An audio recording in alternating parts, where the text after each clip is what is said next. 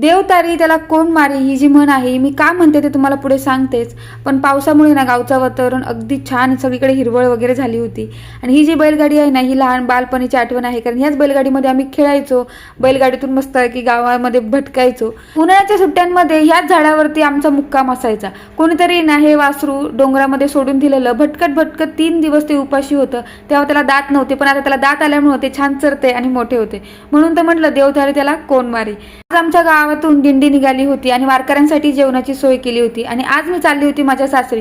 जाता जाता इथं मस्त असे मला मोर आणि लांडोरची जोडी दिसली होती. हे आहे माझ्या सासरचं स्वयंभू असं ग्रामदैवत सिद्धेश्वराचं मंदिर. अतिशय प्राचीन आणि खरं सांगते बघण्यासारखं आहे. इथे मंदिराच्या आवारामध्ये खूप सारे शिवलिंग आणि नंदी महाराज आहेत. तर बघा किती मोठे आहेत की नाही. तर इथे ना लाईट गेल्यामुळे प्रकाश नव्हता, पण तरी सुद्धा सूर्याचा प्रकाश बरोबर पिंडीवरती पडत होता अशी सोय केलेली होती. तर तुम्ही सुद्धा दर्शन घ्या. घरी आल्यानंतर ना सगळ्यांनी मस्त असा जेवणाचा बेत केला होता चुलीवरच्या.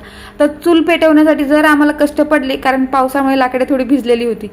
25-30 माणसांचा स्वयंपाक एका चुलीवर थोडा होणार होता, म्हणून 2 चुली पेटवल्या होत्या. मी आणि मावशीने मिळून चिकन बनवलं आणि दुसऱ्या मामी आणि मावशीने मिळून भाकरीची तयारी केली.